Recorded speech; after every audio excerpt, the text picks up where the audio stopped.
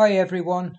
In the following clip, which I can only describe as being 100% accurate and indeed 100% worrying, the truth to understanding what is really happening to the UK and also what is happening around Europe and at an accelerating and alarming rate. This is becoming our new reality and it truly is frightening. Hello Hungary, hello Budapest, hello fellow Europeans and American friends. Thank you so much for having me. Allow me to skip formalities for a moment and dive right into a subject that is not so cheerful, but very, very necessary to discuss. Let me walk you through the past 7 days in Europe. This week in Stockholm, 3 elderly women in their 70s were stabbed in broad daylight on the streets. In London, 4 people were stabbed in a time span of just 42 hours. In Paris, hundreds of African migrants took to the street to riot. And in Brigalow, also in France, yet another church was burned down to the ground. And that, ladies and gentlemen, is just a few incidents in just a couple of days on our beautiful continent. But we all know that these incidents aren't incidents anymore. If there's one thing that's for sure, is that we know, and our governments also know, that there is a link between mass migration and crime. In the Dutch city of Dordrecht, something interesting happened the other day. They announced, and this is a small city in the Netherlands, in my home country, that a new asylum center will be put in that little town. And what did the municipality do? They said, we are going to offer citizens who live in the vicinity of this center 1,000 euros to take extra safety measures. Our new reality in Europe consists of frequent rapes, stabbings, killings, murders, shootings, even beheadings. But let me be clear about one thing. This did not used to happen before. This is a newly imported problem. Samuel P. Huntington predicted this over 25 years ago when he wrote, and I quote, "In the new world of mass migration, the most pervasive, important and dangerous conflicts will not be between the social classes. They will not be between the rich and the poor. They will be between peoples belonging to different cultural entities. Tribal wars and ethnic conflicts will occur within civilizations." Well, boy, was he right. And the worst part is, we as a society seem to have become indifferent to it.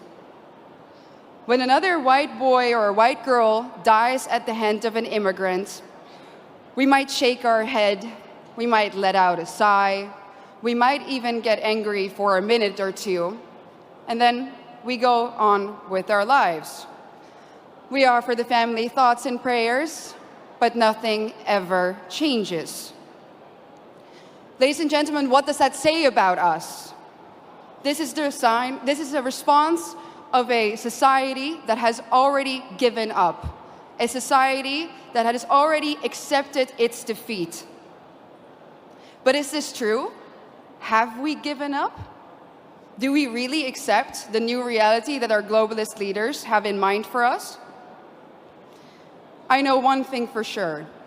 And that is that if nothing changes, if we don't start to seriously fight for our continent, for our religion, for our people, our countries, then this time that we live in will go down in history as the time in which Western nations no longer had to get invaded by hostile armies in order to be conquered.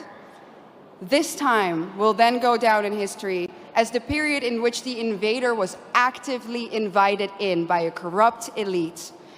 And not only did this corrupt elite invite the enemy in, they made the native population pay for it too. Everyone who has eyes can see it. The native, white, Christian European population is being replaced at an ever-accelerating rate. Let me back this up for you with some statistics from my home country. Let's take Amsterdam, the capital. Amsterdam currently consists of 56% migrants. The Hague, 58% migrants. Rotterdam, almost 60% migrants.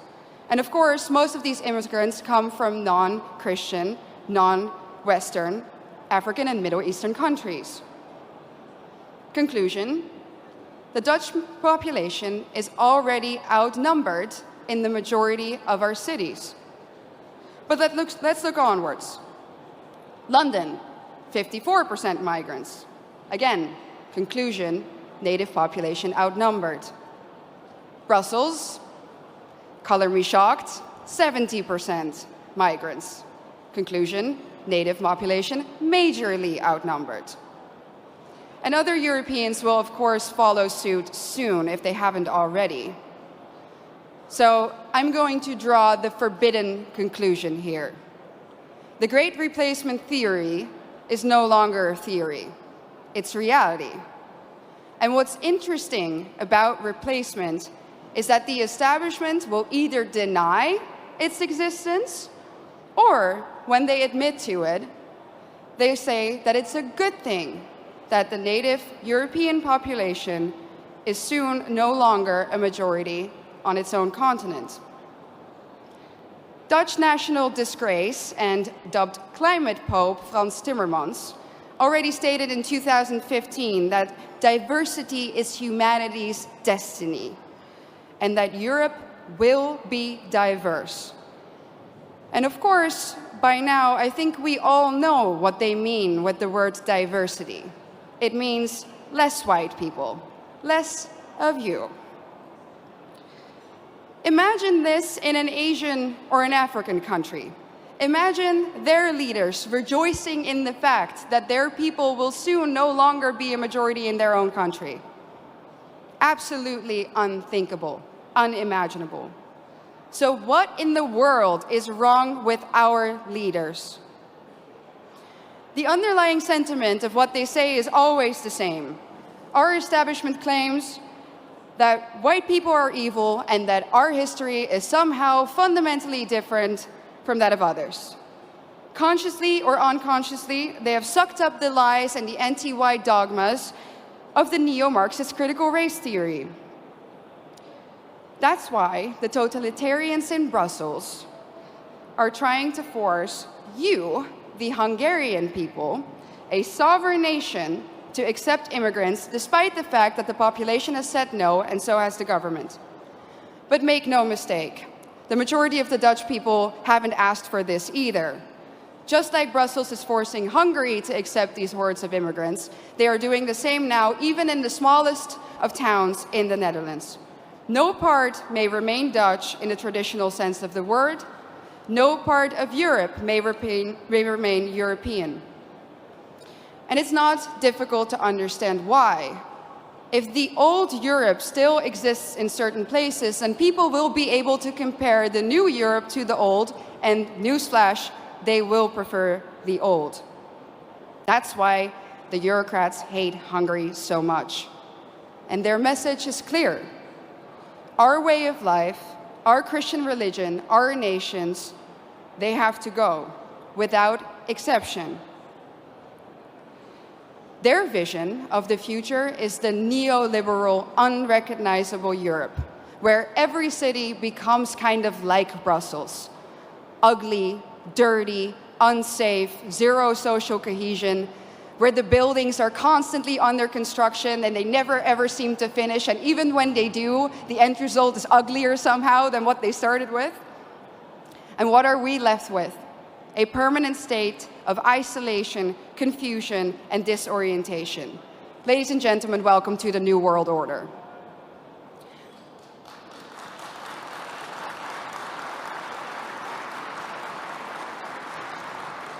So what's the antidote? A strong Christian Europe of sovereign nation states. That's why we need to outright reject the lie that nationalism causes war. It's not nationalism or national sovereignty that causes war. It's expansionism. And where in Europe do we find that nowadays? In one place and one place only: Brussels.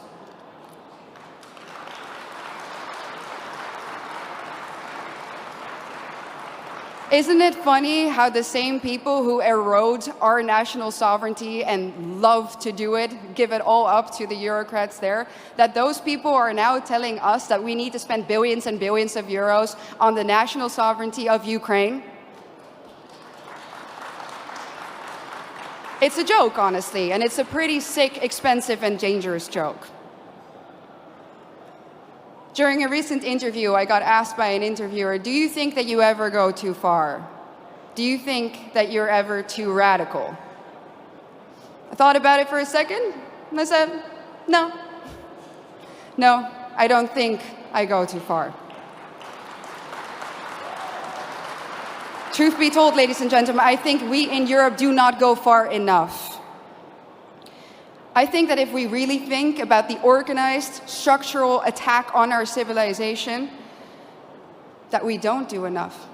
Do we do enough to stop the attack on our families, on our continent, on our countries, on our religion? When we hear about another murder, another stabbing of a young innocent child, do we do enough? When we know that our national sovereignty has been given up in less than a century to Brussels, do we do enough? When we hear that Christian kids in Germany are now converting to Islam to fit in, do we do enough? I don't think so. The totalitarian institute of the European Union needs to come down. Let me be clear, I don't believe in reforms. When the foundation of your institution is rotten, and that is the case in Brussels, you can rebuild the house on top of it all you want, but it's still going to crumble. So the only answer is the Tower of Babel needs to be destroyed.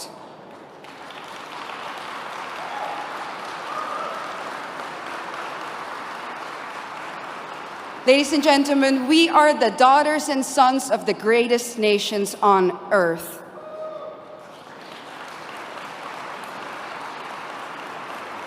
And we need to ask ourselves, what has happened to us? Where do we come from? And more importantly, where are we going? Our elites have declared a war on us, and now it is time for us to put on the full armor of God, fight back, and win. Thank you so much.